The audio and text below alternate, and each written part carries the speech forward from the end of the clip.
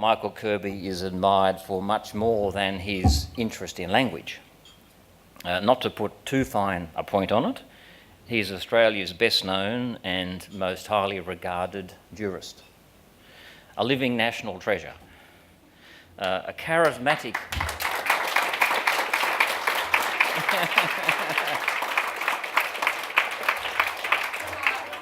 I haven't finished. With all respect, not being a judge anymore, you can't ask me to sit down.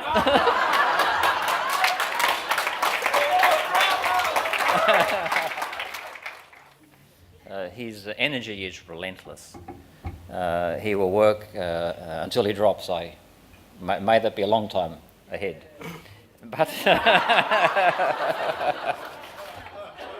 our friend and mentor, Michael Kirby.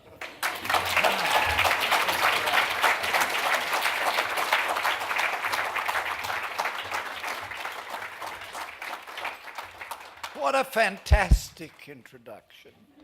I mean, I hear those introductions so many times, and that was really brilliant. But if I am such a wonderful person, why was it you only got in touch with me 3 weeks ago and asked me to do it? I mean, I am an afterthought. I am definitely an afterthought. They asked Professor Wat ten Heek to give the lecture, but his fee was too high. And so, silly old me comes along again, and I didn't know what I'd walked into tonight. It was the most you are the most extraordinary and peculiar audience. I mean, where else would you go to a dinner and everybody in the room is a sponsor? This is a room of money bags. And everybody got acknowledgement. Now, please, I want honesty. Is there anyone in this room who didn't get a call? Is there anyone that Neil overlooked? If there's anyone, I mean, you need therapy. I see there's somebody. Please, sir, stand up and tell us who you are. And maybe you're...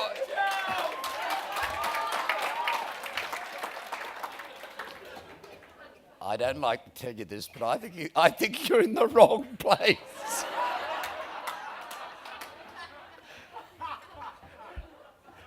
And if you're all so important, how come you're not in ballroom number 1?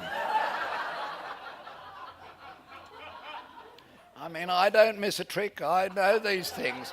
When you get called into ballroom number 2, you're going down market. And I mean, there was a sort of certain frivolity in this group that I never see in legal audiences. And it's hurtful for a person at my stage of life when I'm trying to re-establish my career and trying to have a utility and a relevancy after years of loyal and faithful service to the Queen and the people of Australia. And I come along to this group who are laughing all the time, laughing too much. You've got to pull your socks up. Take this seriously. This is a serious subject. I produced a lecture of 5, at least, well, it's an hour and a half. But I'll cut it back to an hour and 20 minutes. And I slaved over this lecture today because, and I really, I have to tell you, I've been a little bit hurt at my table because I heard very hurtful statements about our very distinguished guest from Antwerpen. That's the correct pronunciation, Antwerpen. I mean, I haven't lived with a national of the Netherlands for 40 years and 6 months without picking up the subtle distinctions. He comes,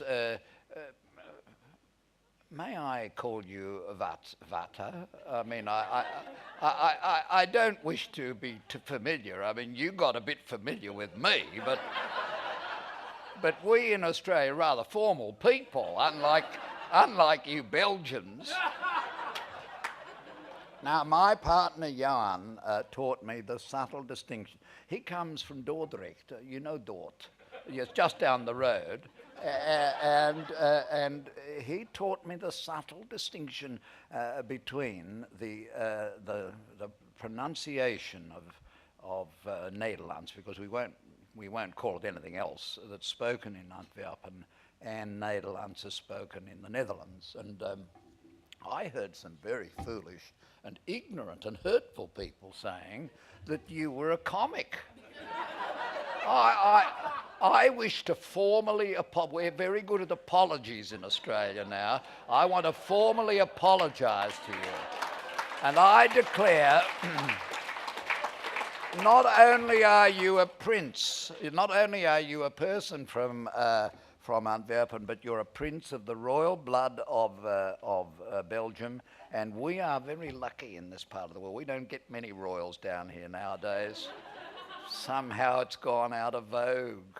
But we're very lucky to have you here, and we're very grateful, and we hope you'll come again and that you'll become a permanent fixture of our conferences. And what a wonderful...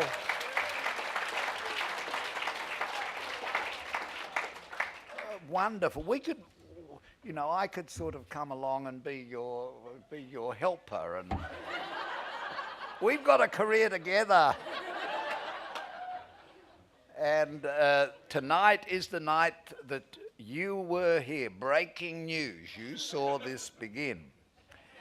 Well, now, I want to get to the very bottom, seriously though, of two important quandaries. The first is, why did I have a childhood?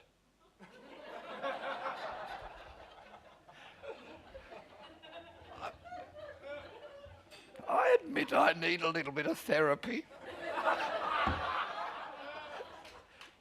And why not do it publicly? I mean, let it all hang out now.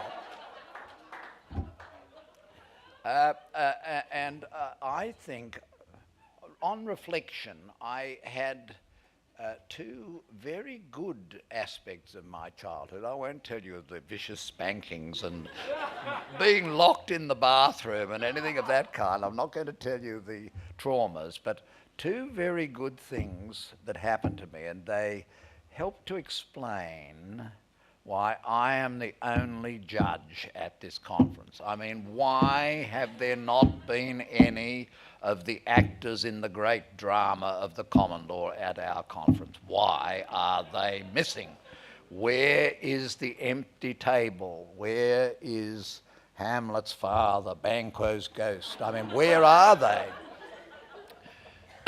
Well, when I was growing up, and I've set aside about 3/4 of an hour for this section of my address. When I was growing up, two wonderful things happened to me that affected my infatuation for plain language. The first was that to get me out of the house, I was sent to Sunday school. We did that in Australia in those days, and a very good thing it was, because as I was there, I did two things. First of all, I began to sing in the choir until I continuously fainted and had to be carried out of the pews in a state of unconsciousness. And that was because I wasn't having any breakfast. I didn't have any breakfast because I had to be prepared to receive the host. And so I was sort of, the sugar levels fell. But one wonderful thing, when I wasn't collapsing from a lack of sugar, I heard the marvellous language of the Book of Common Prayer. Now, they don't use the Book of Common Prayer anymore. It's just sort of modernised versions. No doubt it's plain language versions of the Book of Common Prayer.